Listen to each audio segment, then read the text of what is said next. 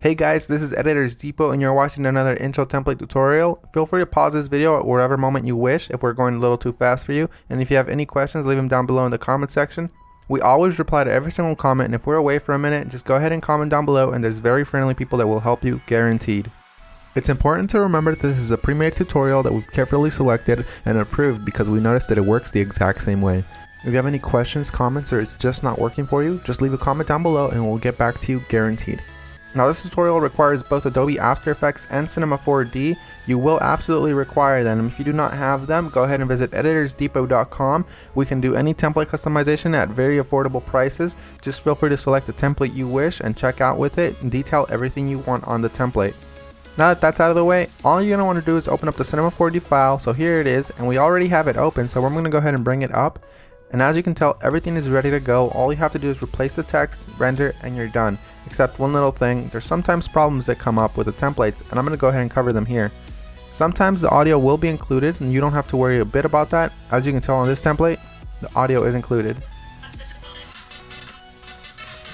It's not a problem at all, and sometimes the font is not included. If it's not, all you want to do is of course look for the text layers. They will look a little like this. Select it, and then hit font, and select any font you wish. You can visit designerdepot.net for any font you wish. The first thing you want to do is of course modify one of the text layers. So here it says your. I'm going to go ahead and hover the text after I select it and replace it with editors. I'm going to do the same thing for the second layer behind that one. I'm going to hover the text and write editors. Now that that's done, I'm going to go ahead and render preview. And as you can see, it says editors, everything is 100% fine. You do the exact same thing for the bottom layers. I selected both at the same time. I'm going to replace it with Depot. Once I go ahead and render preview, it looks amazing and I'm happy with it. I'm 100% happy with the colors because it's red and Editors Depot is red, but if you're not happy with the colors, you can simply come down below, double click it, and make any modifications you wish, whether it's make it green, make it blue, or blend it all together and make a little purple. I'm going to go ahead and keep it this way, and I'm going to go ahead and go to my render settings now. Once you're in the render settings, you're going to want to make sure that your width and height is set to 1920 x 1080 if you have a very good computer or decent computer and you have time. If you have a slow computer and you probably don't have that much time, you make sure you set it 1280 by 720. You want to make sure you tick all frames, and then you go to save. You make sure it's as a PNG sequence for a faster render that does not reduce quality at all.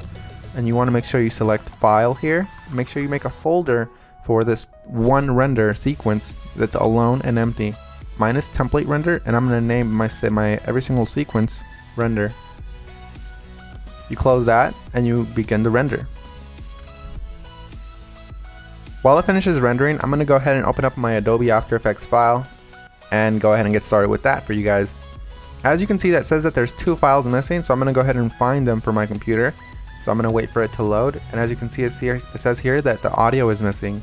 I'm going to go ahead and double click the file, and I'm going to find it for the computer. It should be included in the template, and if it's not included, we're sorry and we're going to do our best to try to help you, but if it's not, you can go ahead and include any audio you want. As you can see here, it's not included, so I'm going to go ahead and just drag in one of my copyright-free files that I have in my library. You can use the one that we're using for this tutorial. Another really quick tip you can actually follow is just close this, right click the file, and go to rename. You can actually copy the entire name if it still has the original name of the song. Then you go back to YouTube, you paste that there, and you download the file from there. You want to make sure it's copyright free and you're not breaking any laws though. Once you've gone ahead and replaced your song, you're going to want to go ahead and replace the other thing that was missing, which is of course the PNG sequence. It might be a PNG file, .png, or it might be an MP4 file, or anything within those regards, like QuickTime for example. You're going to go ahead and double click it and replace it with your render sequence. I'm going to select the first frame, scroll all the way down just to be safe, and select the last frame. You want to make sure you do the same thing, all while holding shift, so it selects every single one. You make sure you tick on sequence here where it says PNG sequence. You should have that option for Windows as well. You hit open and it will import every single one and it'll make it look like a video. That makes your render much faster and it looks the exact same. So we're 100% done. Assuming you have every single one of the plugins required, you're 100% done, and if you don't, you're going to have a black screen similar to this. But if you do have a black screen similar to this, you're going to just want to make sure you troubleshoot it by turning off or turning back on whatever adjustment layers might be messing up your entire video. As you can see here, all of the adjustment layers, one of them within these messed up the entire render, so I'm going to go ahead and turn them on one by one. That one's fine, that one's fine. Oh, this one's the problem here. So you make sure you turn them back on and you're done. So I had one layer that messed everything up, and that's because I do not have the correct plugin. You want to make sure you fix that, and you want to make sure you don't run into that problem again. And finish the composition by adding it to the media encoder queue. That pretty much summarizes our video, guys. I hope you all enjoyed it, and if you did, remember, drop a thumbs up if you liked it. Drop a thumbs up if you are a fan of us and you like what we're doing. And guys, we really appreciate every single one of you from the bottom of our hearts. We really appreciate every single one of you guys, whether you're liking this video, disliking, or you just left and you didn't even watch this tutorial, guys.